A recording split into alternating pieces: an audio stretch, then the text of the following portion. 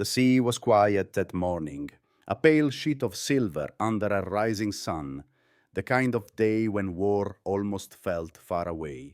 Men aboard the small escort carriers of Taffy 3 moved through their routines, expecting nothing more than another milk run of support flights for the Battle of Leyte Gulf. Then, without warning, the horizon changed. Out of the haze, tall silhouettes began to form. Layered pagoda masts, the unmistakable outline of battleships built for empire and destruction. For the young aviators circling above the sight froze the blood. Those shapes did not belong there. Not in this stretch of sea, not anywhere near these thin-skinned, tin-can destroyers and the slow escort carriers they guarded. And yet they were closing fast.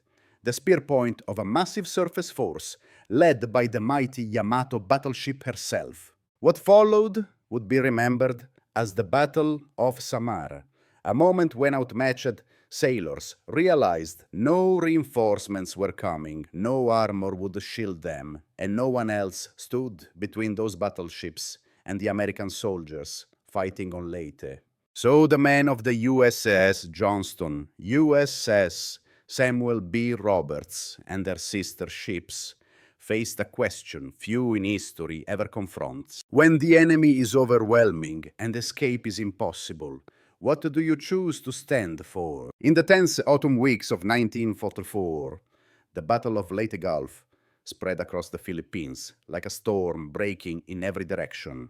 American forces had landed on Leyte, and the success of the entire campaign depended on steady air support from small escort carriers assigned to protect the beachhead. Among them was a tiny formation designated Taffy 3-6 escort carriers, and a screen of destroyers so light and thin that even their own crews jokingly called them tin can destroyers. None of them imagined they would soon stand between the enemy and the fate of an invasion. The danger emerged from a failure of perception at the highest levels. Admiral Halsey, lured north by a Japanese decoy carrier group, had taken the fast carriers and battleships with him, believing the San Bernardino Strait was blocked. It was not, and under cover of darkness, Vice Admiral Takeo Kurita's center force slipped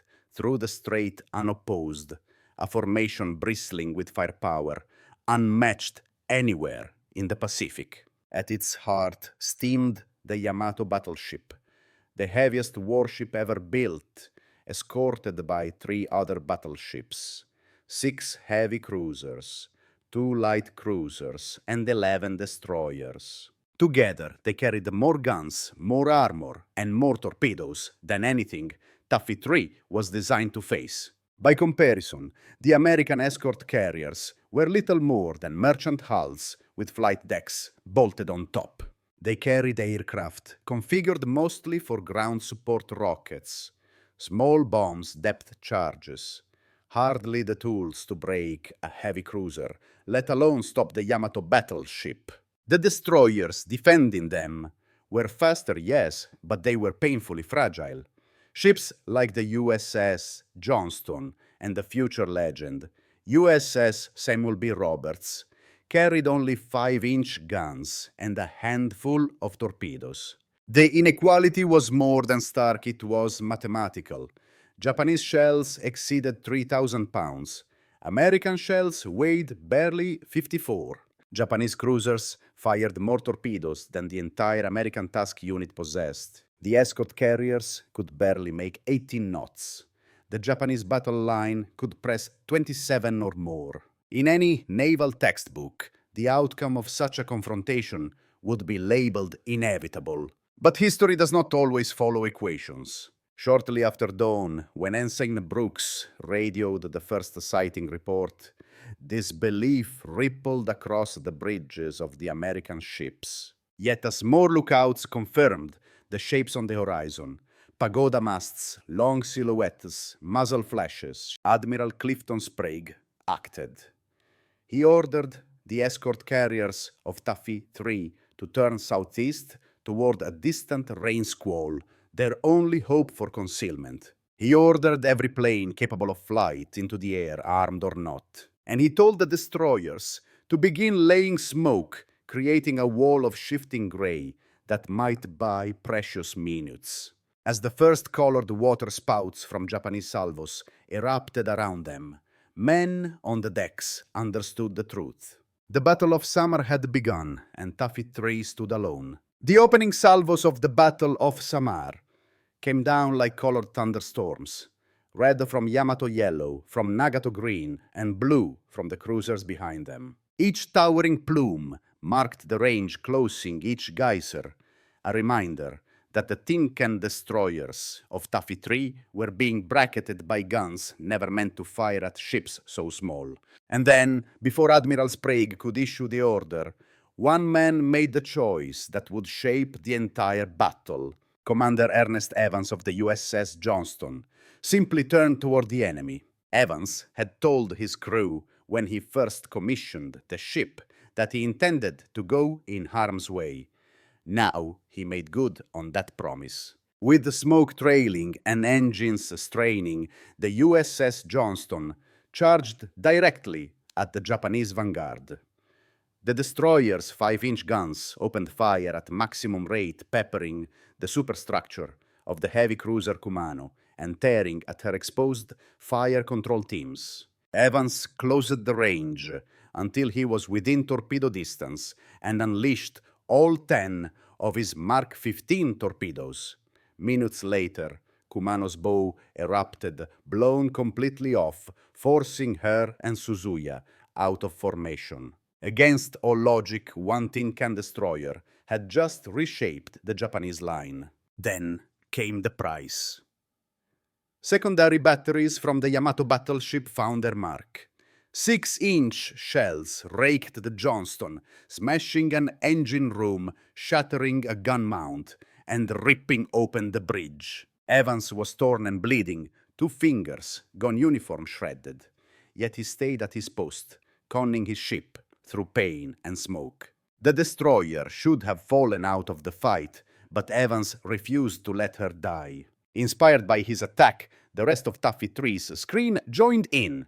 The USS Hoel raced forward, launching torpedoes at the battleship Congo, and then at the cruiser Haguro, forcing both to maneuver wildly. Shells crashed around her tearing engines, shearing rudders and smashing gun mounts.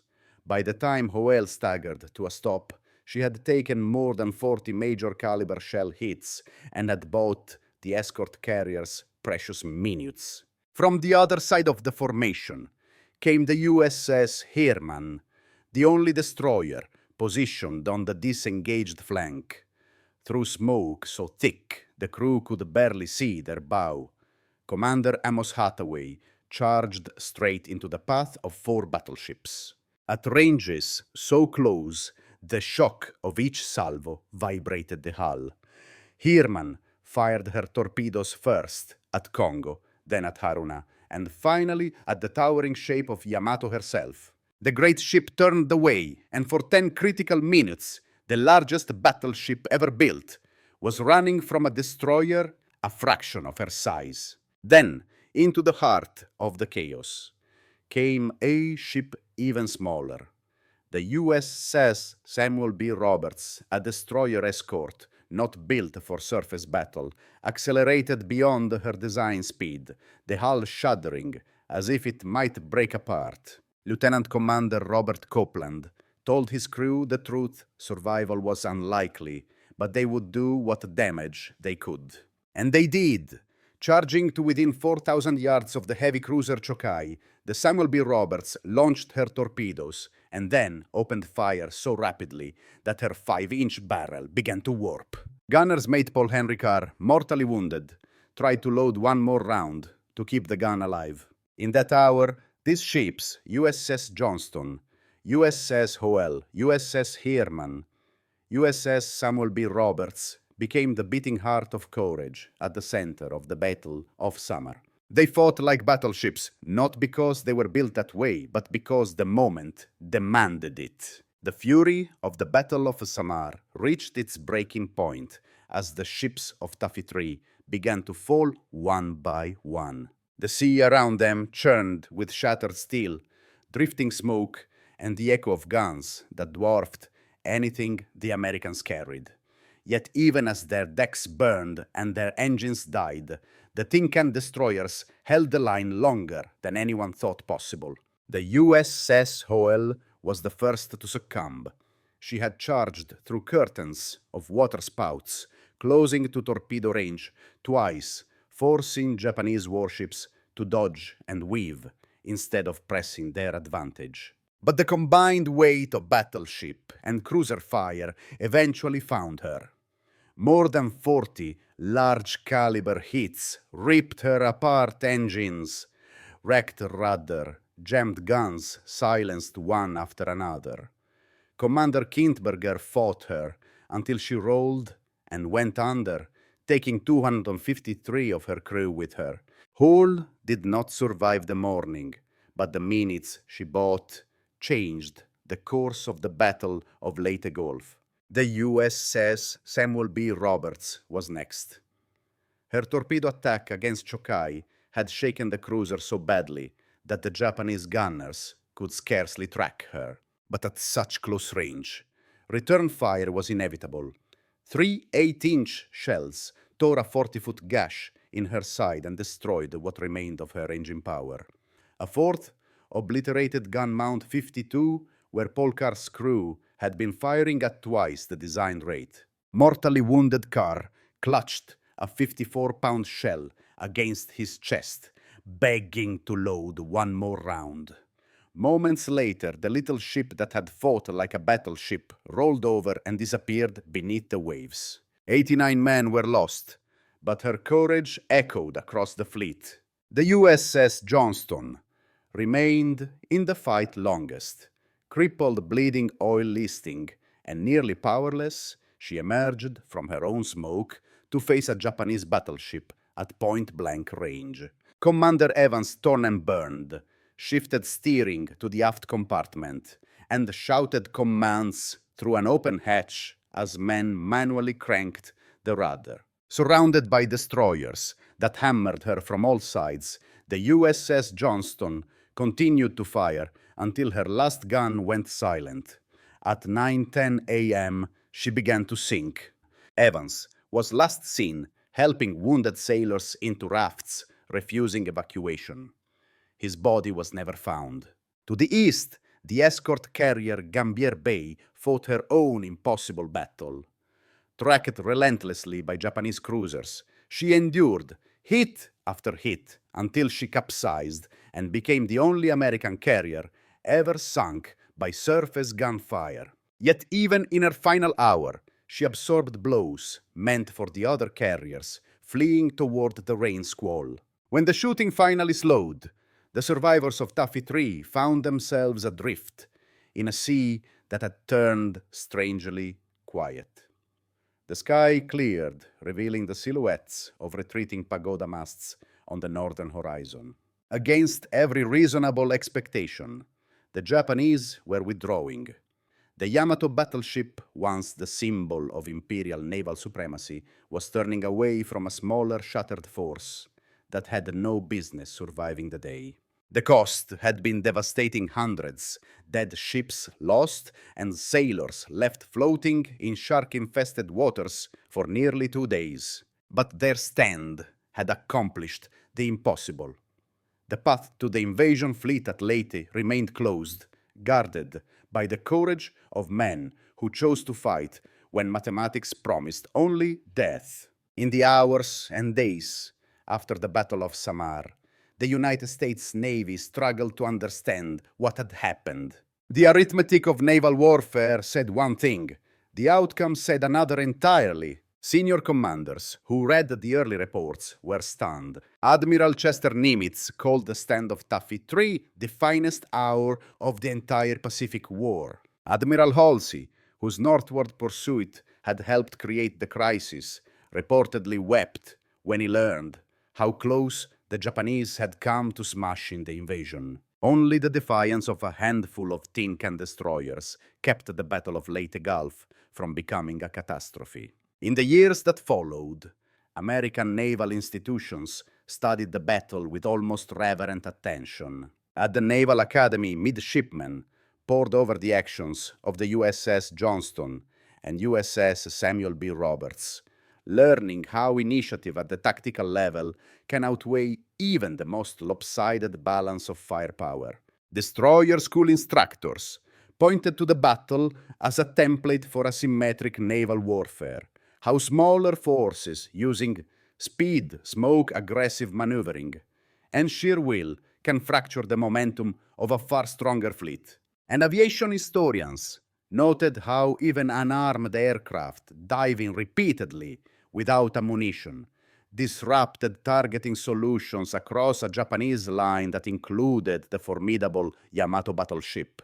Across the Pacific, Japanese officers reached conclusions that were both more technical and more personal. Their after-action reports cited failures in coordination, poor communication, and the confusion caused by Kurita's earlier losses. Yet in private writings, many admitted something deeper. They had been psychologically defeated. They could not reconcile the ferocity of Taffy III's defense with the ships they were facing. Their recognition manuals listed no escort carriers like these. Their gunnery teams believed they were firing on fleet carriers and heavy cruisers. No navy, they thought, would defend tiny ships so desperately unless they were shielding something far more powerful. In this way, aggression became deception. Courage itself became a weapon. The broader world drew lessons too. Military colleges studied the Battle of Samar as proof that leadership and morale can shift the direction of a war. Strategists pointed to the American resolve as the intangible advantage that technology alone could never replicate. And for veterans who lived through the Pacific campaign, the story crystallized something essential about their generation, that ordinary men given an impossible choice could still rise to the demands of history. When the smoke finally cleared over the waters east of Samar, the sea held its silence. The waves rolled gently, as if the violence of the morning had never happened. But beneath that calm lay a story that would echo far beyond the Battle of Samar, a story of small ships that stood against the impossibility of men who understood that courage sometimes demands everything. In the years that followed, families waited for word, and the Navy searched the deep. Some answers came decades later. The wreck of the USS Johnston was found more than 20,000 feet below the surface. Its bow section upright, gun mounts still trained outward as if keeping watch. The USS Samuel B. Roberts was discovered even deeper. Her torpedo tubes empty, her hull scarred exactly as the survivors had described. These ships lie in darkness now beyond sunlight and tides, but they rest with dignity. They are the quiet monuments of Taffy, 3 reminders of the morning when the weak held back the strong. On shore, the memorial at Fort Rosecrans in San Diego carries just 3 names: USS Johnston, USS Hoel, USS Samuel B. Roberts. Most who pass by do not know that those ships once charged a fleet led by the Yamato battleship, or that their sacrifice protected thousands of soldiers at Leyte. But for the aging survivors who gathered there each October 25th, the memories never faded. They spoke of friends who didn't return, of decisions made in seconds that shaped the fate of a campaign, of the quiet truth that courage often comes from ordinary men at ordinary moments. The legacy of the Battle of Samar reaches beyond naval history. It speaks to anyone who has ever faced a moment where retreat seemed rational, but standing firm felt necessary. It reminds us that in the darkest hour of the Battle of Leyte Gulf, it was the smallest ships, the tin-can destroyers, that held the line. Their story endures not because of the weapons they carried, but because of the resolve they embodied. If this chapter of history moved you, consider sharing your own reflections. What lesson do you take from the sailors of Taffy 3? Do you see echoes of their determination in today's world? We read every comment. And if you want to continue exploring these untold stories of World War II, the moments where ordinary people shaped the course of history, subscribe and join us. The battle may be over, but the history is still being written. Together, we remember those who refused to yield, those who carried honor as their only armor, and those who proved on that morning of Samar that courage can still change the world.